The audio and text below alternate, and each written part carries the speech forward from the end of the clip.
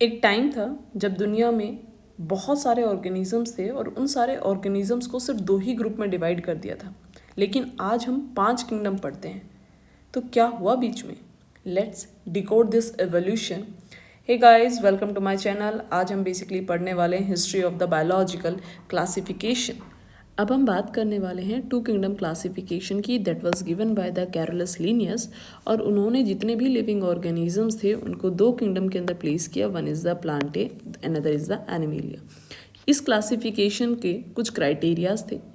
जैसे Plantae kingdom के अंदर जितने भी ऑर्गेनिजम्स इंक्लूड किए गए उनके पास सेल वॉल प्रेजेंट होगी, लोकोमोशन एब्सेंट होगा, ऑटोट्रॉफिक मोड ऑफ न्यूट्रिशन को वो शो करेंगे, poorly response to external stimulus show करने वाले हैं और कॉन्ट्रैक्टाइल वैक्यूल एब्सेंट होते हैं। एनिमेलिया किंगडम के अंदर सेल वॉल एब्सेंट होगी, लोकोमोशन प्रेजेंट होगा, मोड ऑफ न्यूट्रिशन हेटरोट्रॉफिक होगी, वेल डेवलप्ड रिस्पॉन्स होगा एक्सटर्नल स्टिमुलस के अगेंस्ट और कॉन्ट्रैक्टाइल वैक्यूल्स प्रेजेंट होते हैं। इन किंगडम्स के अंदर जिन ऑर्गेनिजम्स को प्लेस किया गया, जैसे प्लांटे किंगडम के अंदर bacteria, fungi, algae, bryophytes, pteridophyte, gymnosperms, angiosperm, इन सबको रखा गया। एनिमेलिया के अंदर प्रोटोजोन, इनवर्टिब्रेट और वर्टिब्रेट को रखा गया। अब इस क्लासिफिकेशन के कुछ ड्रॉबैक्स थे, लाइक इस क्लासिफिकेशन में कैरोलस लीनियस कुछ चीज़ों को डिस्टिंग्विश नहीं कर पाया था, लाइक यूकैरियोटिक प्रोकैरियोटिक ऑर्गेनिज्म को डिस्टिंग्विश नहीं कर पाया था, यूनिसेलर और मल्टीसेलर ऑर्गेनिजम्स को डिस्टिंग्विश नहीं कर पाया था।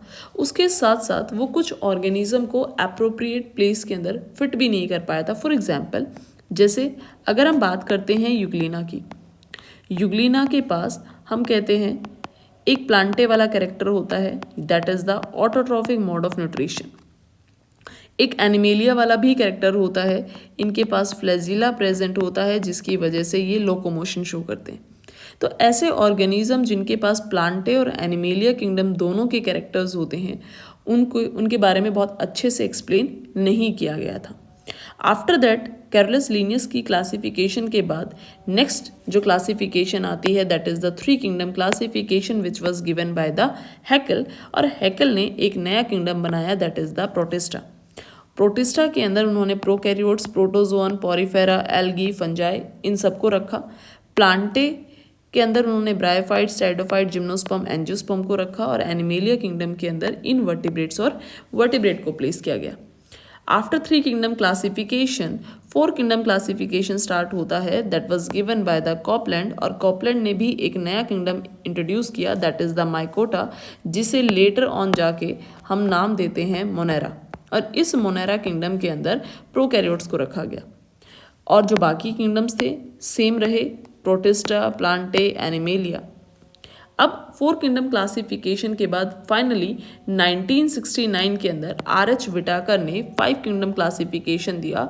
और इस 5 किंगडम क्लासिफिकेशन में आर.एच. विटाकर ने एक नया किंगडम को ऐड किया दैट इज द फंजाई। तो टोटल 5 किंगडम कौन कौन से बने? Monera, protista, fungi, Plantae and animalia.